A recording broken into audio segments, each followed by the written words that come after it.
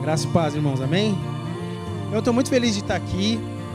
A gente vai falar hoje eu vou falar hoje sobre o homem de Deus, vou falar sobre o rei Ezequias, mas eu queria deixar claro que esses conselhos, essas coisas que nós falaremos para os homens no mês da família, nós somos batista, né? Então o mês de maio é o mês da família, mês de agosto é o mês da juventude. Então, esses conselhos que serão dados para os homens, que vocês, mulheres, também peguem para vocês. Eu queria pedir, irmãos, para que vocês abram a palavra do Senhor em Crônicas, 2 Crônicas, capítulo 29. Vamos fazer a leitura bíblica. Vamos falar sobre o rei Ezequias. 2 Crônicas, capítulo 29. Vamos do versículo 1 ao versículo 11. Ezequias tinha 25 anos de idade quando começou a reinar.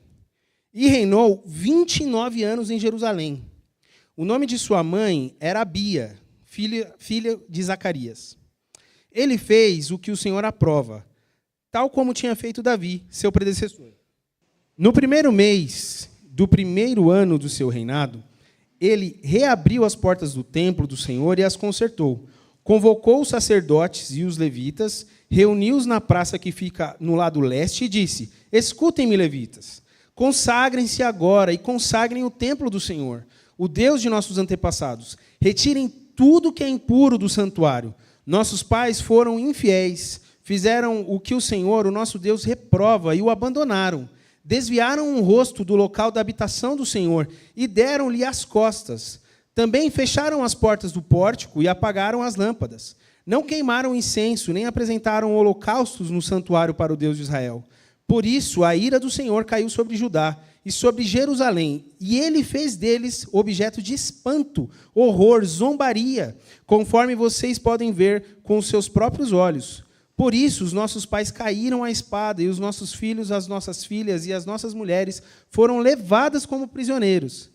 De novo aqui, prestem atenção. Pretendo, pois, agora fazer uma aliança com o Senhor, o Deus de Israel, para que o fogo de sua ira se afaste de nós. Meus filhos, não sejam negligentes agora, pois o Senhor os escolheu para estarem diante dele e os servirem para ministrarem perante ele e queimarem incenso. Amém? Vamos orar? Pai Santo, estou aqui, Senhor, na tua presença, continuo na tua presença nesse culto tão abençoado, Senhor, para te pedir, ó Deus, que em nome do teu Filho Jesus, que o Senhor fale com essa igreja, que o Senhor encontre corações, ó Deus, sedentos pela tua palavra, e que a tua palavra, Senhor, penetre o coração dos meus irmãos, ó Deus. Que a tua palavra, Senhor, produza frutos no coração, ó Deus, e que haja mudança de vida, Senhor, a partir da tua palavra, a partir da transformação que surge de dentro, Senhor.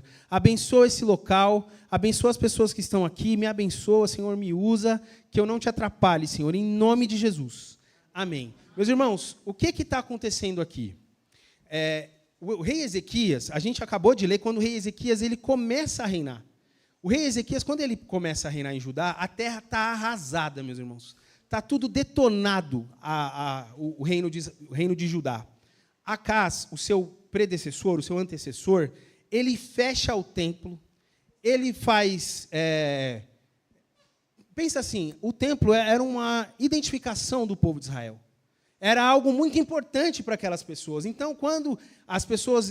tem uns salmos de romaria que as pessoas iam até o templo. Tem um monte de coisa legal que vai acontecendo no templo. Lembra que Davi vai fazendo as coisas e tal. Quando chega o rei Ezequias, o templo está fechado. O rei antes dele havia erguido altares para outros deuses. Pior, tinha colocado coisas desses outros deuses dentro do santuário de Deus. Tinha fechado o templo. Ele tentou fazer uma aliança com a Síria. A Síria já tinha acabado com as 10 tribos de Israel. Lembra disso? Faltavam as 2 do sul. Aí Ezequias, o rei Acás, com medo de acontecer isso com ele, ele vai lá, faz uma aliança que Deus reprova, essa aliança com os assírios. Então, quando Ezequias começa a reinar, vocês conseguem imaginar que a sociedade está uma bagunça? Vocês conseguem imaginar que está todo mundo assim... a um ponto de ter uma guerra civil ali em Judá. Todas as pessoas seguiram o rei Acás. O templo fechado. E isso, quando eu comecei a pensar sobre isso, eu comecei a pensar que a gente vive um momento parecido. A gente vive um momento de bagunça, a gente vive um momento na sociedade onde os valores hoje são líquidos, as coisas boas talvez já não são mais tão boas, e, enfim, as coisas estão degringolando. Ele pega uma cidade, uma terra, um reino arrasado. Esse é o ponto que Ezequias começa a reinar. Quando ele começa esse texto, a gente precisa ter na nossa cabeça que é isso que ele está pegando naquela hora. Para vocês terem uma ideia de como Deus vira as costas para Judá, que é esse texto que a gente leu, o rei Acaz, ele oferece os seus filhos em sacrifício a um deus chamado Moloque. E Deus odeia derramamento de sangue. Quando a gente lê, por exemplo, em Gênesis, capítulo 9, versículo 6, fala assim: quem derramar sangue do homem, pelo homem seu sangue será derramado, porque a imagem de Deus o homem foi criado. E Acaz matou o próprio filho, um homem que era para ser um homem de Deus, matou o próprio filho. E Deus odeia isso. Eu sei que você pode estar pensando aqui, de repente, em Abraão, Isaac, no Gênesis capítulo 22, e você pode me falar, irmão, mas Deus pediu para sacrificar Isaac. Mas a gente precisa lembrar, deixar muito claro, que Deus não permite que Isaac morra, certo? Isaac continua vivo. E uma outra coisa, esse texto ele tem uma função teológica, o texto de Gênesis, para apontar que um dia o Filho de Deus morreria em nosso lugar. Então, Deus não deixa matar Isaac, mas Deus mata seu filho Jesus na cruz por nós. Então, esse texto de Gênesis ele tem uma função teológica, tá certo? Mas esse texto aqui não, eles estavam sacrificando os seus filhos para um outro Deus, e Deus estava muito irado. Deus estava pesando a mão em Judá. Vamos ler o texto aqui. A gente está falando sobre um homem de Deus, tá certo? Um homem de Deus faz o que o Senhor aprova. Olha o texto. Ezequias tinha 25 anos de idade quando começou a reinar, e reinou 29 anos em Jerusalém. O nome de sua mãe era Abia, filha de Zacarias. Aí o versículo 2, que eu pedi para todo mundo ler. Ele fez o que o Senhor aprova, tal como tinha feito Davi, seu predecessor. Meus irmãos, eu queria deixar uma coisa assim, bem clara já para vocês pegarem aqui. Independente das circunstâncias, independente do que está acontecendo, o homem de Deus faz o que o Senhor aprova, amém? O homem de Deus faz o que o Senhor aprova. E quando, nesse texto que a gente leu, o texto diz assim, e o rei Ezequias, ele fez igual quem? Davi. Ele fez igual o seu predecessor. Então, tinha uma régua nos textos de reis, que o rei ele seguiria ou a Davi ou a Jeroboão. E eu queria pensar com vocês aqui, nessas duas réguas aqui, porque são parâmetros de homens de Deus, são parâmetros de ordenanças de Deus que foi acontecendo. Olha só, o que é viver como Jeroboão? Se viver igual Davi é bom, viver igual Jeroboão é ruim, certo? E o que acontece? O Jeroboão, Roboão, filho de Salomão, é muito ão, né? Então você tem Salomão, que tem um filho Roboão, e o filho de Salomão, Roboão, toma uma atitude errada. E Deus fala assim, eu vou tirar o reino, 10 reinos da mão dele, 10 tribos da mão de Roboão. Então, quando Jeroboão ouve uma profecia de um profeta chamado Abias, e fala assim, olha, Deus falando para Jeroboão, eu vou dar 10 tribos na sua mão. As 10 tribos do norte, você que vai controlar. Aí Deus faz uma promessa para Jeroboão. Abias, o profeta, fala em nome de Deus para Jeroboão. Ele fala, olha, se você me seguir, todas aquelas promessas que a gente já conhece que Deus vai fazendo. Seguir os meus caminhos, eu vou te prosperar e eu vou tal. Só que Jeroboão, ele fica com medo que as pessoas do norte, dessas 10 tribos do norte, comecem a ir lá para o templo do sul. Tá certo? Aí o que ele faz? Ele tem uma ideia. Ele vai e faz um templo. Um templo que Deus não aprova. Pior, ele vai e faz um bezerro de ouro. Lembra que Deus tinha condenado o bezerro de ouro lá em Êxodo? Ele faz igual. E ele faz 2 bezerros de ouro. Ele faz em Betel e lá em Dan. Então, assim, o pessoal do norte não ia mais para o sul. Eles tinham um templo lá, eles tinham bezerros de ouro lá, e ele fala assim, olha, foi esses bezerros de ouro que nos tirou do Egito. Então, Jeroboão, ele ouve a voz de Deus, ele tem promessas de Deus Deus abençoa ele, Jeroboão desfruta da bênção de Deus, mas o que Jeroboão faz? Ele vira as costas para o Senhor. E é isso que é viver como Jeroboão. E a gente começa a precisar pensar, quando a gente pensa na igreja, e aqui eu não quero falar da igreja IB Park, mas quando a gente está falando da igreja brasileira, meus irmãos, será que a gente está vivendo igual Jeroboão ou vivendo igual Davi? Será que a igreja tem escutado a voz do Senhor, tem sido abençoada pelo Senhor, tem desfrutado das bênçãos de Deus, da mão bondosa de Deus, mas será que a gente tem virado as costas para o Senhor, enquanto igreja? Será que você, eu, Anderson, será que a gente tem desfrutado das coisas de Deus? Mas na nossa vida lá fora, na segunda-feira, na terça-feira, a gente vive igual o agente 007, que ninguém nem sabe, nem percebe que nós somos cristãos. Será que a gente tem vivido isso? É uma coisa que a gente precisa pensar, meus irmãos. Porque tem alguma coisa muito errada. Tem alguma coisa que não está batendo, meus irmãos. Quando a gente estuda os avivamentos da igreja, alguns teóricos vão dizer que existem 3 avivamentos. Um na Inglaterra, um nos Estados Unidos, e depois o da Rua Azusa. A maioria dizem que tem 2. Um na Inglaterra e outro nos Estados Unidos. E você sabe o que acontece quando tem um avivamento? A sociedade muda, meus irmãos. Sabe por quê? Porque onde Jesus passa, as coisas não podem ficar igual. Aonde Jesus entra, faz morada, faz tudo, as coisas precisam mudar. No parlamento inglês, tinha um homem chamado William Wilberforce. Ele era o líder do parlamento. E ele foi muito influenciado pelo avivamento europeu. E você sabe o que esse homem fez? Ele libertou os homens da escravidão. Ele passou a vida a dedicar, a dizer assim, não, os negros, eles são a imagem e semelhança de Deus, nós não podemos fazer isso com ele. E isso tudo surge porque um dia Deus tocou no coração dele. E ele muda a sociedade, ele muda o entorno de onde ele vive. Porque aonde Jesus passa, a gente não pode viver igual, irmãos. A gente não pode viver da mesma forma que alguém que não é cristão vive. Nós temos valores, irmãos. Nós somos imitadores de Jesus.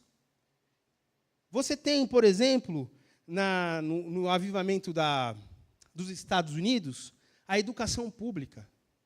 Olha, meus irmãos, foi cristãos que fez isso. Foram evangélicos que fizeram isso. Você tem, se você for estudar a história dos missionários, eles fundam hospitais. Eles acabam com cultura que matam crianças, que matam viúvas. Isso é o que eu estou querendo dizer, é que a igreja, quando ela está empoderada pelo Espírito, onde o Senhor está habitando, a sociedade muda. Você sabe por que eu estou falando que tem alguma coisa errada? Vocês sabem quantos cristãos tem, quantos evangélicos tem no Brasil? Alguém tem uma ideia? Irmão, são 47 milhões de evangélicos, num país de 212 milhões de pessoas. Vocês acham que não tem alguma coisa errada? Vocês acham que esse evangelho que está sendo pregado, inclusive agora, em várias das igrejas, está falando do evangelho de transformação de vida? Ou está falando de um evangelho que não tem a ver com Jesus Cristo? Vocês conseguem imaginar que há 47 milhões de pessoas que se dobram a Deus e diz, Jesus, tu és o meu Salvador, mas a sociedade não muda. A sociedade continua, o Brasil continua sendo um país corrupto. Independente de quem está lá no governo, não importa, o Brasil continua sendo corrupto. Inclusive, nós temos uma bancada evangélica. Bancada evangélica essa que não faz nada. O representante da bancada evangélica, o senhor Eduardo Cunha, estava preso, até pouco tempo atrás, envolvido em um monte de falcatrua. Será que a gente, enquanto igreja, está produzindo vida? Ou será que a gente só está se reunindo? É uma coisa que a gente precisa pensar. A gente vive num país violento, meus irmãos. Vive num país violento, inclusive dentro das igrejas. Há uma pesquisa que diz que 40% das mulheres que sofrem violência em lares cristãos. Você consegue imaginar uma coisa dessa? Para onde a gente está indo, meus irmãos? O que a gente está fazendo? Há pouco tempo atrás, um policial matou uma mulher, e ele falava que ele era o alfa e ela era a beta. Aí ele falava assim, eu sou o alfa e você precisa agir como uma betinha. E esse homem, ele era um homem religioso. A gente não pode se furtar de perguntar o que a gente está fazendo nesse momento de tão perversidade no Brasil. O que a gente está fazendo para que mude lá fora? Olha, eu sei que é incômoda essa pergunta. Eu sei que incomoda. Mas eu vim falar para vocês, irmãos, que um homem de Deus, ele muda o lugar onde ele está. Um homem de Deus, ele vai mudar a sua casa. Um homem de Deus vai mudar no seu trabalho. Vai mudar na sua faculdade, na escola, aonde quer que você estiver. Você vai ser um sinal de Jesus aqui na terra. E eu quero perguntar para vocês, meus irmãos, como quero perguntar para mim, como que a gente tem vivido? A gente tem vivido com a missão de dizer, o Senhor Jesus é o nosso Deus e eu vou fazer a diferença. O Senhor Jesus é o nosso Deus e eu vou viver como um homem de Deus. O que é ser homem de Deus? Homem de Deus é igual ao rei Ezequias, é fazer o que Deus aprova. Vou contar uma história para vocês, e é uma história até, parece ser legal, mas o final não vai ser tão legal. Quando eu e a Débora, eu não lembro, eu tentei puxar na memória se a gente ia casar, se a gente já estava noivo, se a gente não estava noivo, eu sei que a gente estava tentando comprar um apartamento. A gente está casado faz 19 anos. E eu trabalhava num banco. E bancário, vocês sabem que bancário é vendedor, né? Pelo menos, assim, há 20 anos atrás, quase 20 anos atrás, era isso. Você é bancário, você precisa vender, bater meta, bater meta. E Deus era um Deus tão bondoso comigo que eu batia as metas. Vendia bastante e tal. Aí, quando eu tinha campanha de produto, eles me chamavam lá para dar treinamento, porque eu vendia bastante e tal. Aí, um dia, me chamaram para aprender um produto. Aí, eu fui. Chega lá, o produto era um seguro de acidente. E eu estou lá, olha, aí o pessoal falando, e é assim, né? Eles vão fazendo uma lavagem cerebral na nossa cabeça. Se você vender muito, eu vou levar vocês, era para a Bahia, né, amor? Sei lá, era para um lugar muito legal, assim, para a gente passar um tempo e tal. E eu olhei aquilo e falei, eu vou vender bastante. Aí, só que tinha uma letrinha pequena no contrato. Adivinha, cara? Era um seguro de acidente. Então, se você está lá no seu carro, você bateu e morreu, o seu beneficiário recebia o dinheiro. Porque você morreu num acidente. Agora, vê se faz sentido isso.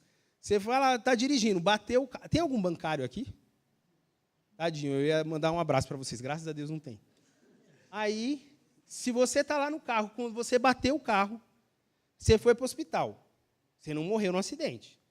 Aí você está lá no hospital. Por que você está no hospital? Porque você bateu o carro. Você teve um acidente. Aí você pegou uma bactéria. É normal. Você fica no hospital, tem muita coisa. E morre por causa dessa bactéria. Adivinha o seguro? Não cobria. Aí eu vendendo bastante, gente, eu lembro que a gente estava comprando apartamento ou tentando casar já, né, amor? E eu precisava daquele emprego. Aí eu falei assim, eu não vou vender isso. Aí, passa um mês, teve a premiação, eu ia em todas, irmãos. Eu estou lá, assim, eu não vendi, passa a minha coordenadora. Aí ela passa, olhou para mim, eu tinha vendido 0.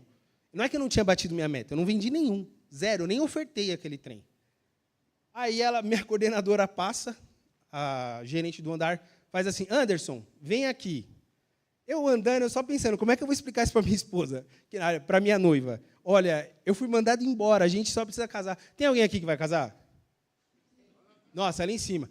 Fala a verdade, é R$0, não é? Porque tudo é muito dinheiro, não é? Tudo bem que na minha época era menos dinheiro, era tipo coisa de R$500, R$1.000, mas era muito dinheiro 20 anos atrás. Aí eu só pensando, cara, cada passo que eu dava, eu estava assim, Jesus, e agora? Como é que eu estava pensando já em falar para minha sogra, minha esposa até tudo bem, mas, oi sogra, a gente vai casar, mas eu vou casar desempregado. Vocês acham que ia dar bom? Não ia dar bom, né? Aí eu estou indo, aí a minha gerente chega e fala assim, Anderson, você não bateu a meta, né? Não bati a meta. Ela, mas eu olhei aqui, você não vendeu nenhum. Por que você não vendeu nenhum? Aí eu falei para ela, falei assim, olha, ela chamava Marlene. Eu falei, Marlene, é o seguinte, eu sou discípulo de Jesus de Nazaré. Eu não posso fazer isso. Ela falou assim, me explica. Aí eu falei, querida, eu não posso fazer isso. Como é que eu vou vender para alguém? Aí dá que eu vendo para alguém Alguém bate o carro, morre, vai precisar daquele dinheiro, vai falar, não, mas aquele morreu em decorrência do hospital.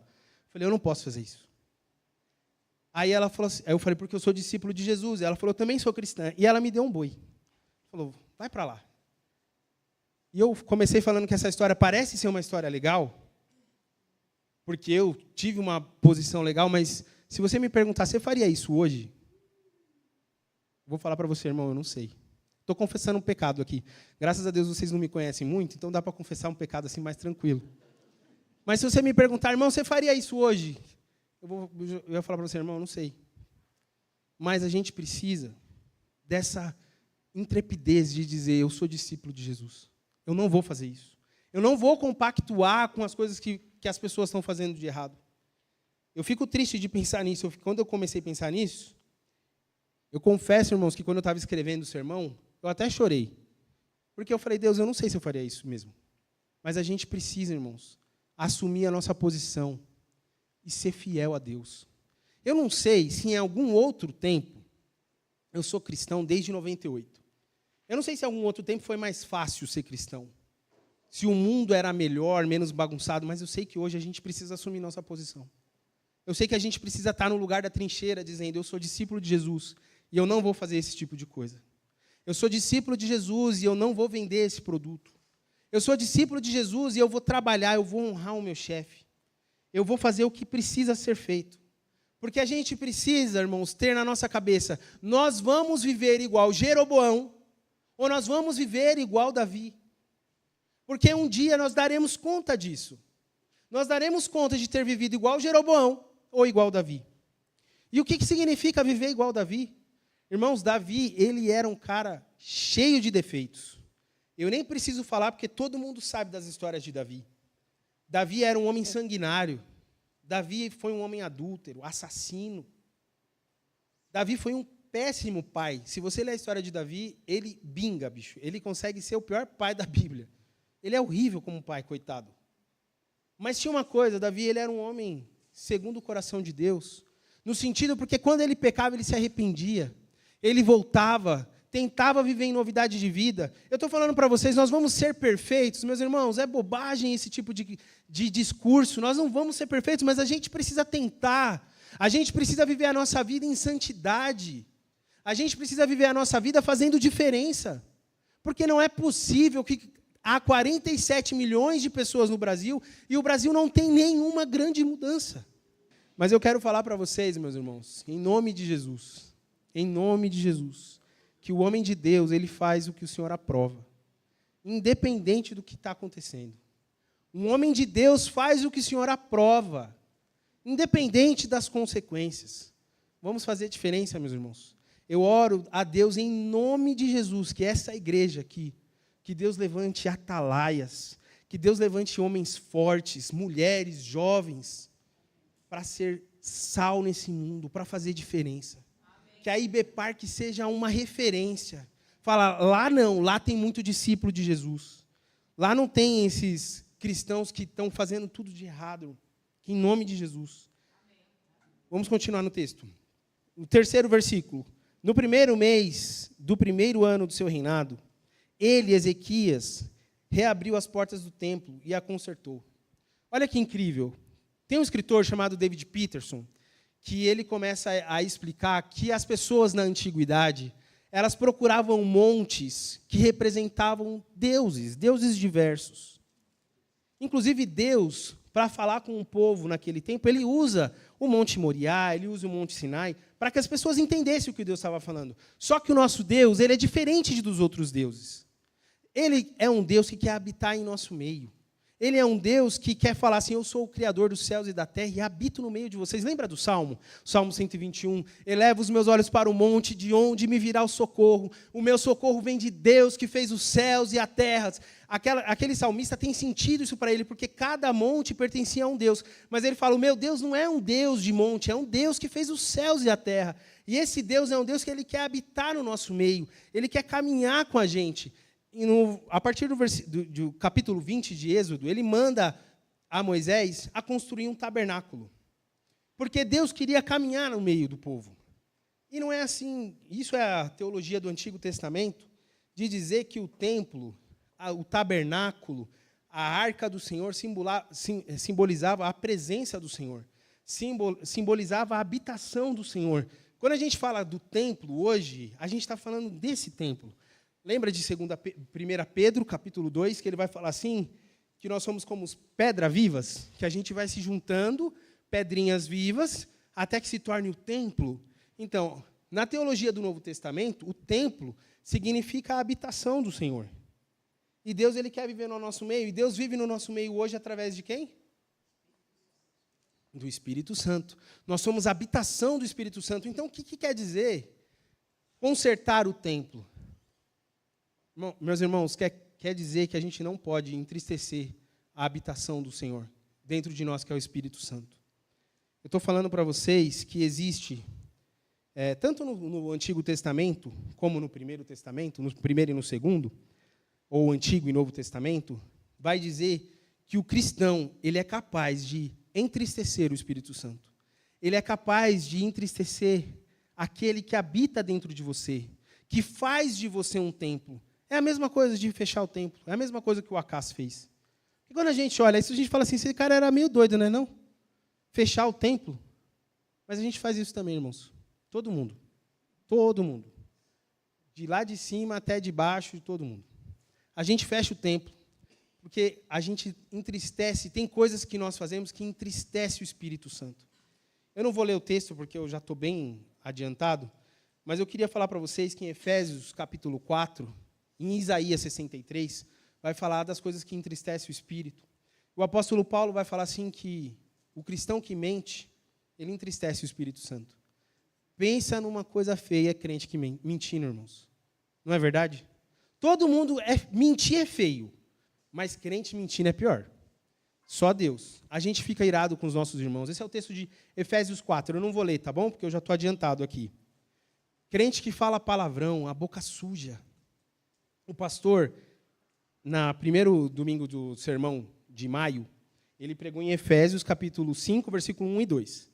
E ele comentou, às vezes, das pessoas que estão pregando aqui falam palavrão. Alguém já viu esse meme? Já viu isso? Que o cara está pregando e fala palavrão? Nossa, só algumas cabecinhas. Posso confessar um pecado? A primeira vez que eu vi, eu morri de dar risada. A pessoa pregando e, de repente, solta um palavrão. Eu morri de dar risada. Depois eu falei, Deus, me perdoa. Porque isso é feio. Mas a gente vive num momento que até quem prega está falando palavrão, irmãos. Falando palavrão no púlpito. Então, a gente precisa tomar cuidado com que as coisas que a gente faz que entristecem o Espírito Santo. As coisas, a amargura, o apóstolo Paulo fala, não entristeçam o Espírito Santo, livrem-se da amargura. Quanta gente na igreja está vivendo amargurada, meus irmãos? E até com razão, tá? Tem muita coisa que acontece na nossa vida que a gente não sabe elaborar, que a gente não sabe como lidar, mas aquilo causa uma amargura, e a gente às vezes não trata, a gente joga para debaixo do tapete, e a gente deixa lá, e vai vivendo com amargura, e a amargura vai entristecendo o Espírito Santo, porque a gente começa a agir a partir de alguém ferido. Quero falar para você, livrem-se da amargura, em nome de Jesus. Livrem-se da mentira, da boca suja. O texto de Efésios, ele continua, e ele vai passar pelo que o pastor Edivaldo pregou. Essa parte eu vou ler. Ele fala depois olha, não entristeçam o Espírito Santo, mas sejam bondosos, compassivos uns para com os outros, perdoando-se mutuamente, assim como Deus os perdoou em Cristo. Portanto, sejam imitadores de Deus como filhos amados e vivam em amor, como também Cristo nos amou e se entregou por nós em oferta de sacrifício de aroma agradável. Meus irmãos, a gente precisa ser mais bondoso, a gente precisa ser mais compassivo, a gente precisa viver em santidade, tratando os nossos irmãos, perdoando os nossos irmãos. É fácil, meus irmãos? Não é não. Se alguém aqui falar assim, irmão, é muito fácil perdoar, vou falar para você, não é não, irmão. Quando a gente está sendo caluniado, quando a gente é passado para trás, tudo isso dói, irmãos. Mas a gente precisa perdoar, irmãos. A gente precisa deixar isso para lá, livrar da amargura e viver uma vida de santidade, viver uma vida com Deus, entrega para Deus. E é isso que o homem de Deus faz. O homem de Deus, ele se livra de tudo isso que aprisiona ele. ele larga tudo isso para viver. Viva como um homem de Deus, faça o que o Senhor aprova. Faça como o rei Ezequias, meus irmãos. Conserte a habitação do Espírito Santo. Se você está vivendo uma vida que entristece o Espírito, e você sabe o que você faz que entristece o Espírito. Se você está vivendo uma vida de esfriamento espiritual, daquele que você fala assim, eu vou ir vivendo mesmo, eu vou desse jeito aqui. Quero falar para você, em nome de Jesus, Deus está falando para você, cuidado. Eu estou aqui de braços abertos para te receber. Volta para casa. Não seja esse tipo de cristão que vai vivendo a vida sem Deus, uma vida para ser cristão sem Cristo. Não é isso que Deus quer da gente, não é isso que Deus quer de você. O rei Manassés, ele foi, se você ler o texto de Crônica, de Reis, ele é o pior rei de Judá. Ele é o filho de Ezequias, desse cara que a gente está falando aqui agora.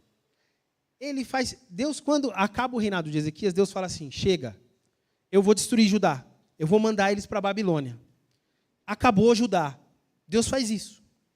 Só que quando você lê o texto de Crônicas, há uma coisa muito bonita que tem. Ele se arrepende. Ele faz as piores atrocidades que você pode imaginar. Ele queima um filho dele. Mas chega no final da vida dele, ele fala, Deus, me perdoa. E nosso Deus é um Deus bondoso, que insiste em nos perdoar, que insiste em caminhar com a gente, e Deus perdoa Manassés. E eu quero falar para você que se você está vivendo uma vida de esfriamento espiritual, uma vida onde você deixou Deus para trás, você vem na igreja, a gente está igual o Jeroboão, você ouve a voz de Deus, você desfruta das bênçãos de Deus, você parece ser o rei de Israel, está lá na posição de servo, mas o coração está longe. Eu quero falar para você, hoje, em nome de Jesus, o Senhor Jesus te chama hoje. Conserte o templo do seu coração, conserte a sua vida, volta em nome de Jesus. Deus está te esperando com os braços abertos, tal qual Ele fez com Manassés. Ele está falando assim, vem, a vida para você, a vida, a água viva que pode sair de dentro de você ainda. Deus, Ele quer mudar as nossas vidas hoje, meus irmãos. E o rei Ezequias, ele vai falar assim que ele vive em aliança com Deus. E quando eu falo que Deus está de braços abertos, sabe o que é isso? Na antiga aliança, no Primeiro Testamento, os animais eles precisavam ser mortos para que houvesse a purificação dos pecados, para que Deus pudesse habitar no nosso meio.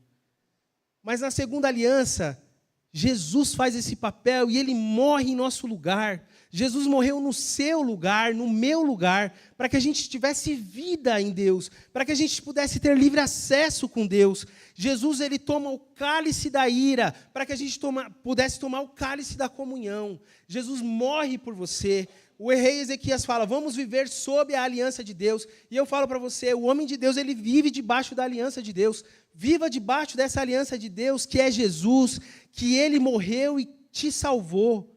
Volta em nome de Jesus, se arrependa dos seus pecados, você sabe do que eu estou falando.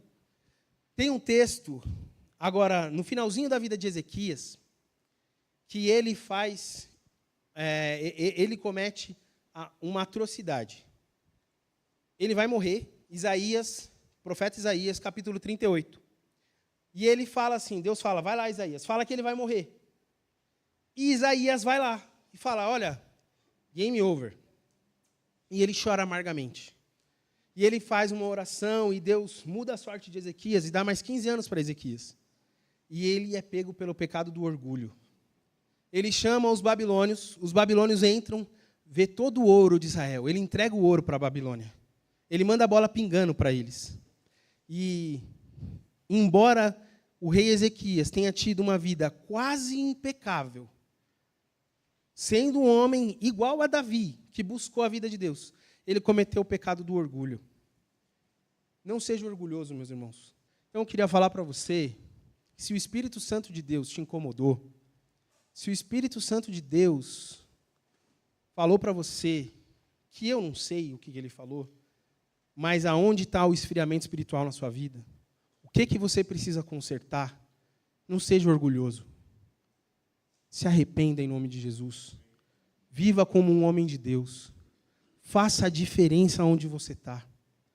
Eu sei que às vezes esse mundo é muito bagunçado, irmãos. a gente está vivendo num tempo de verdade, irmãos, que está difícil. É difícil ser cristão, é difícil manter a guarda erguida, mas a gente precisa, meus irmãos. Para acabar, eu gosto de fazer um resuminho. Eu falei assim que Ezequias começa a reinar num momento muito ruim de Judá. O rei Acás, que é o rei que vem antes dele, faz um monte de coisa de errado.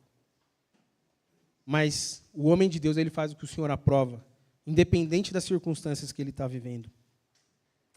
Eu disse, meus irmãos, que a gente tem 47 milhões de cristãos no Brasil. E, infelizmente, a gente não tem feito tanta diferença. Quando a gente vai estudar a história dos avivamentos, a gente vê que os cristãos faziam diferença. Na educação, na saúde, sabe, no nosso trabalho. E eu trouxe uma reflexão de que, o que a gente está fazendo?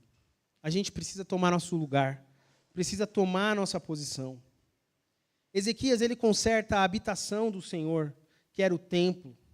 Ele reabre o templo e conserta a habitação do Senhor. E hoje a habitação do Senhor é a gente. E Deus nos chama hoje para corrigir as nossas vidas, para consertar as nossas vidas.